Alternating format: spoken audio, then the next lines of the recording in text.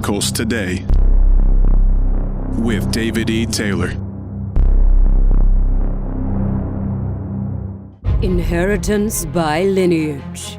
Electricity of the Father. In a divine visitation from Jesus in heaven, David E. Taylor received this revelation on how to operate in the ancient powers of our forefathers. This is a special series concerning David E. Taylor's trip to heaven and what Jesus told him face to face concerning your destiny. Today he presents to you part 4 of Inheritance by Lineage. Electricity of the Father. The first time my face began to shine, my whole body began to glow. I was just up preaching, teaching, and my hands began to glow like these lights. I'm not talking about in the spirit, I'm talking about physically. I had never seen anything like that. And I knew it was from that inheritance I asked for. I got up off my knees praying, and I went out for a moment. Then when I came back in the bathroom and I walked past the mirror and I saw my face shining. My skin was physically shining like lights, transfiguring. 3 times it happened to me. How do you get his inheritance? You ask for it. I didn't even do a 3-day fast totally, and I got what Moses had, like Kathryn, my face shining. It was an inheritance. If your fathers have paid for it, you don't have to pay for it. Then listen to this. In 1992, it didn't stop there. God comes to me in a dream. I'm about to let you go. God comes to me in a dream, and he makes me time travel to the past to one of Kathryn Kuhlman's service. I time traveled to the past, and all of a sudden, I'm in this massive arena up in the nosebleed section. And by this time, this is 1992, I'm staying with that pastor from the Caribbean who went out speaking evil of me, and God made his tongue dumb. That was the same guy who said, "Get out of the mirror." So have y'all read that in my book? So now you understand what placement it is. I'm 19 years old at this time. I'm still following Pastor Benny's ministry, and he talks about Kathryn a lot. So all of a sudden, I have this dream. And let me say this, God will use dreams in your sleep to mentor you. Write that down. He will use dreams in your sleep to mentor you, and also, watch this, give you indications of the spiritual inheritance that you've already received. When you wake up, you should believe you have it. Are you hearing me? Come on, I can't hear you. So I'm in this service, up in the nosebleed section, and Kathryn Kuhlman is on the stage in this white flowing gown. All these people are everywhere. And all of a sudden, guys, I saw blue electricity come from heaven in her service. And like, you ever heard electricity skipping on a wire? That's how it sounds. And it spread throughout the building. In the dream, in the dream, the whole arena, we all make a response when we see this blue electricity. We're like, ooh. In the dream, the whole arena said it. And there was this man in a wheelchair strapped down to 3 belts. I saw this, and his wheelchair started moving back and forth when the electricity came in the building. And all the eyes, we were all on him. And all of a sudden, without Kathryn touching him or anything, she's just standing on the stage, the glory of God is there, those metal belts pop off him, he untwists, they pop off of him, pew, pew, pew. He busts and jump out of the wheelchair untwisted. That was power. I'm in this dream seeing this glory on this lady. She didn't touch nobody, they just get healed. And all of a sudden at the end of the dream, a finger comes and God's hand, I knew it was God's hand, it was his finger. He wrote it in cursive, "This is your day to do what she did."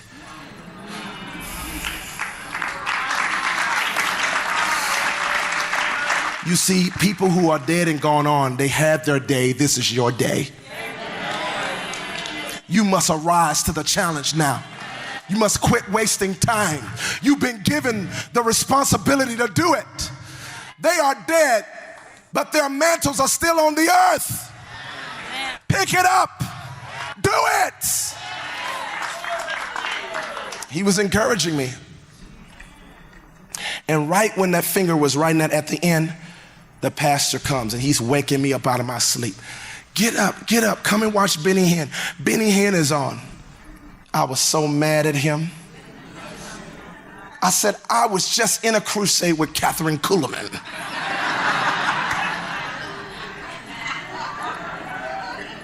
I said, why are you messing with me? He says, I just feel led to have you come. You need to come and watch Benny Hinn. It's 12:30 at night. That's when Benny would come on at 12:30 a.m. in the morning, at night in 1982. I was so mad. I said, okay. I got up and went and sat on the edge of his bed. We started looking at TV, and right when I entered this room and sat on the bed, Joan Geeson, who used to work for Benny Hinn, was asking her, Joan, tell us about that service with the man that was strapped down in the 3 metal belts in Kathryn's service. And the electricity came. I jumped up off the bed. I said, I just saw it. Then he said, sit down, sit down. I was already mad at him. Now he's telling me to sit down. So I sat back down in bed and she told the whole story I had just dreamed. It was a real service. And that's when I said, I'm going to pay the price to be used and people get healed out of wheelchairs. 2 or 3 years later, it started. People started getting out of wheelchairs, but I never had that blue electricity come in my service. And when I went to heaven, that's when I got a chance to ask Kathryn how, in this book, that's when I met her, and she told me when I saw her in heaven, I wanted to ask her a question. I was with Jesus. Smith Wigglesworth was standing there. He let Smith Wigglesworth talk to me. And then he interjected. And then I saw Kathryn. She was standing on a bridge over the river of life. It was a wooden bridge going over the river of life. And she was standing there, and I saw her, and I looked at Jesus. I said, can I go talk to her? She is still a redhead, you know. You know, Kathryn was a redhead on earth. She's a redhead in heaven. She still has red hair. She's tall. She's taller than me. Tall and slender. And when I saw her over there, I asked Jesus, and Jesus is so humble. I'm like, I could ask him, why am I not thinking of that? He's the Son of God. I should ask him. He just smiled. He says, go over there. You can go and talk. I ran from where Jesus was and ran over there to the river of life and went on the bridge with Kathryn. And I looked at her. And right when I come up to her, the first thing she says, she talks to me before I talk to her. She says, hi, David, with joy. And I'm saying, you know me?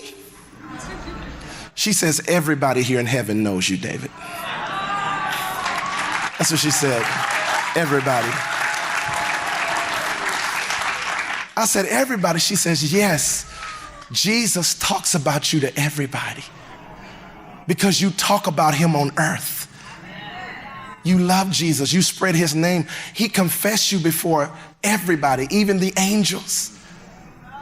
All of us know you here. I started crying. I was so touched by that. And then I looked at her. I said, I've always wanted to ask you a question. I've always wanted to know something. I said, you know the dream that God gave me about your service where the blue electricity came out of heaven? She says, yes, I know the Lord showed you that. I said, you know, I learned how to pay the price to see the miracles happen. I said, but to have God work with me where there's sovereignty, where there's nobody laying hands, I'm not laying hands, and his power from the throne come in the service and just start healing people like that, invisibly seen by people. I said, how do I get that? And then her eyes changed. She looked firm at me. She says, number one. And I got like, okay.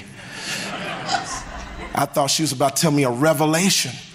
How do I get this blue electricity coming from God's throne in my services like she did?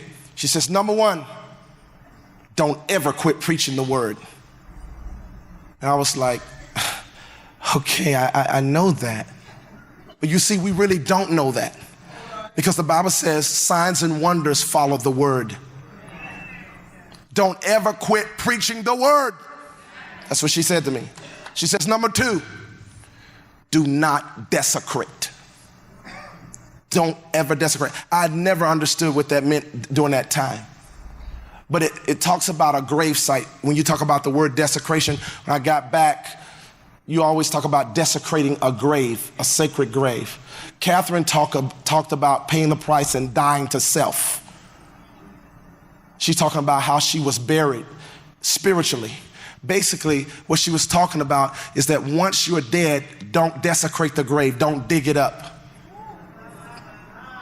Are y'all hearing me here? That's why Paul said, I die daily. Die daily, stay dead. Amen. She was talking about reverence. That's why many ministers can't have this kind of power, because they're too casual in the service. They ain't serious. This is a serious glory. That's why I'm on my staff. Get this done, don't do this. Some people say, oh, he's mean. No, I'm serious. I don't want nothing to interrupt the glory of the anointing. The way of the Lord must be prepared.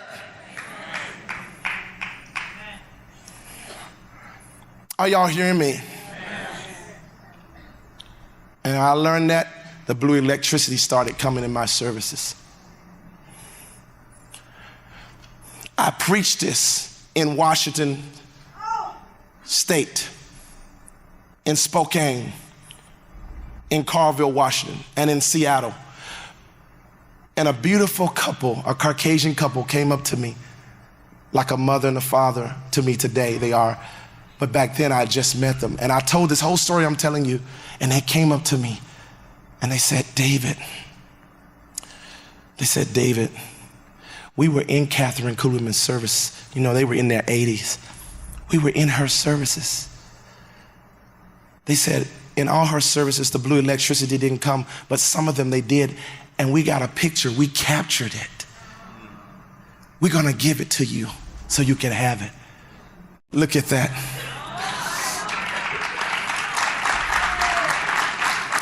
That was caught on film. You could tell years ago in her service. The real power from behind God's throne. It started happening in my service, where all the lights, the TV lights would bust out and everybody saw the blue lightning.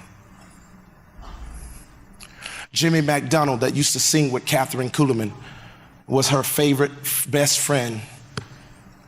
How many of you heard of Jimmy McDonald? Musicians. Someone told him about my service in Cleveland, Ohio. People started getting out of wheelchairs very early in my ministry. I was like 21, 22, 23. It just started happening. And it kept going. But as years went on, I emptied my first hospital. Everybody in wheelchairs were healed.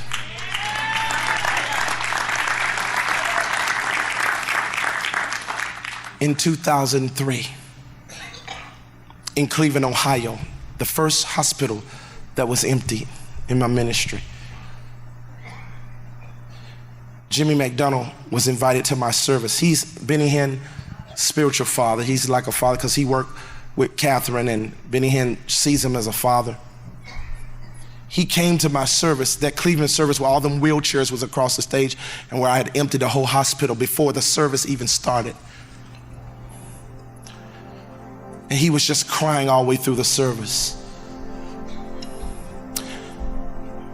After the service, of course, I tell him, Jimmy, I want you to sing. I can't believe you here. There was about 3,000 people there. I said, you know, a mutual friend had invited him, said, you gotta check out David Taylor. He's the next one coming up in America with the healing ministry. And so he came. He sat through my service and cried. This is a man who worked in all of Kathryn's services. Sang for Benny, and Benny honors him as a father. And this is when Benny was packing out all the massive arenas in America. You couldn't get people. It's 20,000 people waiting outside to get in the next service at his arenas in his heyday here in America. Jimmy McDonald was saying, just crying through my service. And I thought in my mind while I was on stage seeing him cry, I didn't think he was crying from the presence of God. I said, maybe I'm doing something wrong. At the end of the service, he come back and we talk, and I say, Jimmy, I can't believe you're here. And I start saying, I want you to sing tomorrow night if you stay here. And I said, why were you crying? I saw you crying. And he still had tears in his eyes. And all my staff was around. We were all happy he was here. He says, I want to talk to you alone. Put everybody out for a moment. So I did. I had all my stuff go out. He sat down with me. He says, I'm going to tell you why I'm crying. He says, David, after those big arena crusades, Pastor Benny comes to me after those services to my hotel, and he sits on the floor in front of me while I sit in a chair on my bed, and he cries. And he says, Jimmy, you work with Kathryn Kuhlman. He says, I know God is using me powerful, but I still don't have that thing Kathryn had. It's something I'm missing. He says, can you tell me how to get it? Tell me how to get it. That presence she had in her service, that was amazing. And he said to me, he says, David, I honestly can't tell him. I don't know how she got it. But he asked me every other night after these big crusades, after God finished using him, he's crying, sitting on the floor asking me, how do I get it? He says, I can't tell him. And he looked at me and he started crying again. He says, for the first time in years, what he's asking for, what Kathryn had, and I worked with her, David, I know. He says, as I sat in your service, I felt that glory that Kathryn used to have in her services. And then he looked at me, he says, how did you get that? What did you do? And then I said, Jimmy, sit down, let me tell you what happened. I said, I've been to heaven. He said, what?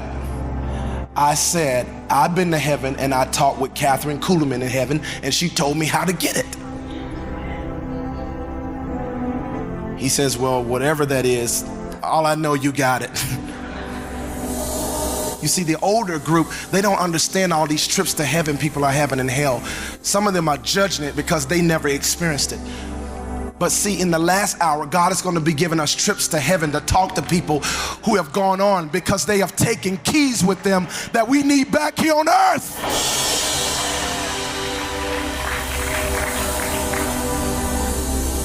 That's how I got it. The inheritance can be yours. Are you hearing me here? And the thing is, I want y'all to just show, I'm gonna show just 5 minutes of this.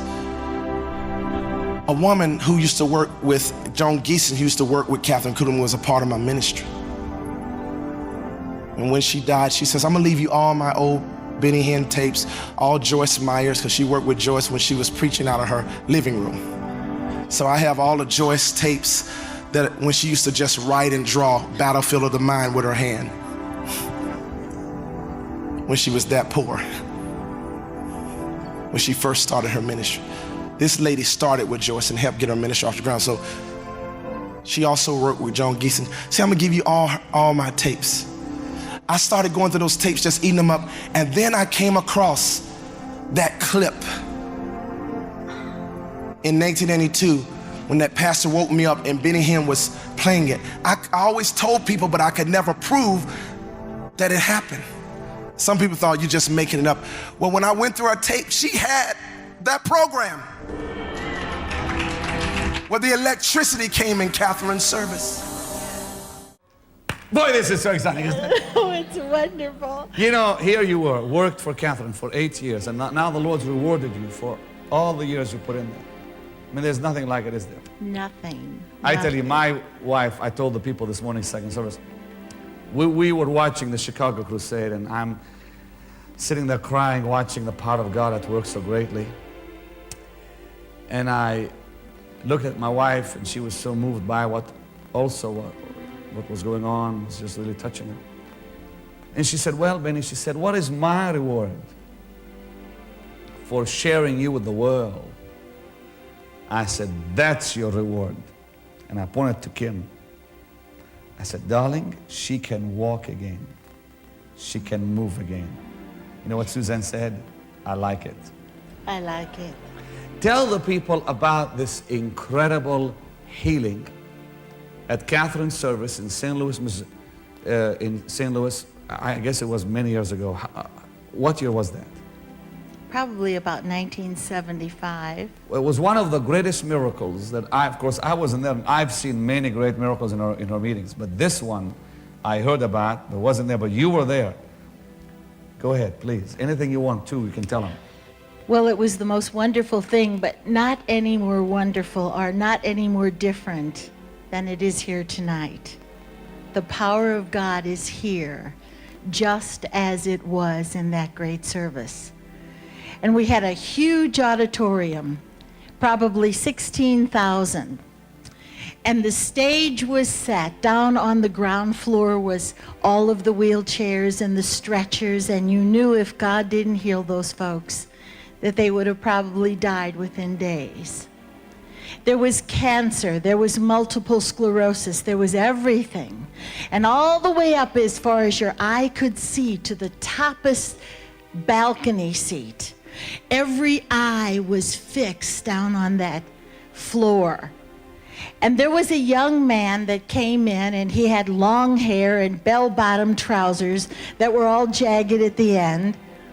And he had a few other friends, and they kind of looked around, and then they went outside and they brought a man in a wheelchair in. And this man was strapped into the wheelchair. He had nylon straps around his chest. There were 3 of them, 1, 2, 3. And the guy had a cup strapped to his wrist. And when he'd want to drink, he would shake. He was very spastic, and he'd finally get it to his mouth, and he may have gotten 1 drink, if any, out of that cup. And the man could not move, you could tell, except for that one hand that had the cup on it. And right below was 2 levers, and the levers were to move that electric wheelchair. And this guy really caused a disturbance in the service. He kept moving that wheelchair back and forth, and he'd hit the person in front of him, and he'd hit the person behind him. And you could see that the man could not see himself. You could tell that just from the movements. And we walked up to the young men and we asked what was wrong with him.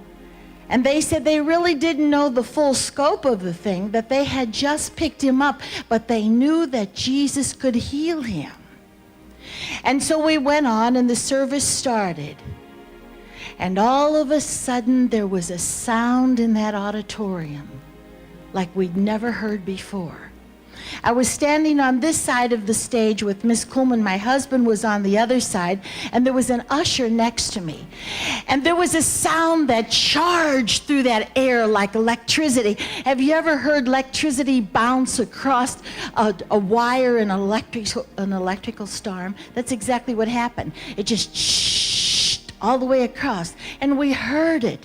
And Miss Kuhlman didn't allow one sound, not one sound was made. And she looked over at me, and she didn't say anything for a moment. And that sound came again, and it was even more charged. Shh, shh, we heard it. And it just made you almost crawl right out of your skin. And then we heard a sound even deeper than that. And it was like a groaning from the pits of your belly. And it went, ooh. And she said, what is that? Joan, go get that. Well, I grabbed the usher's hand next to me, and I ran all the way around the perimeter of that building. And we came in through the back doors. And when we got there, it was as though we were being drawn by huge magnets. And we were pulled right to the man in the wheelchair.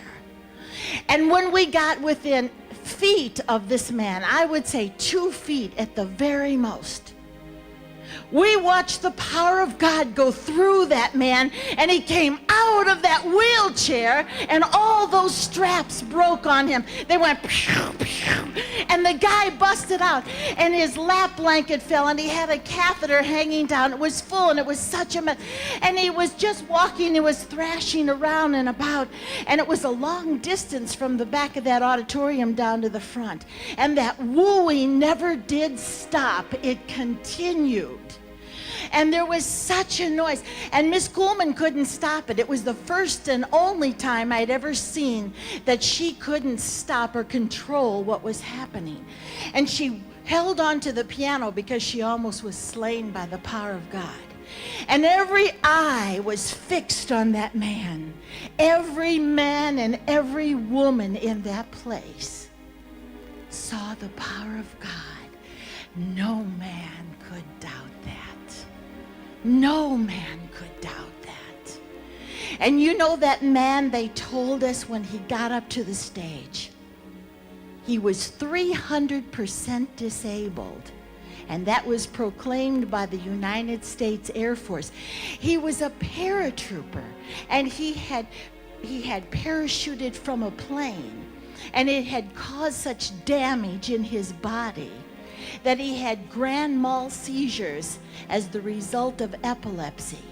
Now he had developed multiple sclerosis, and he was legally blind in both eyes.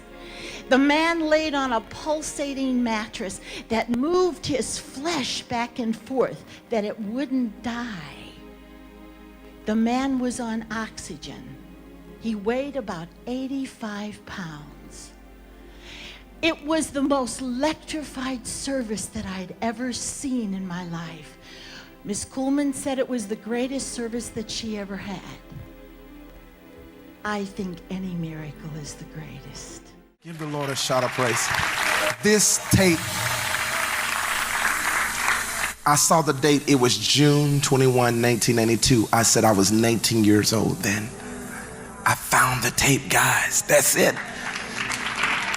You hear her talk about the electricity? I'm telling you, it's real. That's how I got it. And then years later, God would take me farther than her and give me what Moses had. For she did not have God coming on earth like I have now. But this is how I started. I started on this level as a young man because I was hungry for the things of God. You say, what are you saying to me? I am telling you that the inheritance is yours. You can have it. Call in now to the 24/7 Supernatural Prayer Line, where miracles happen every day. Connect and follow David E. Taylor on Facebook, Twitter, Instagram, YouTube, and livestream. For updated itinerary, events, and for more information, visit koggc.org.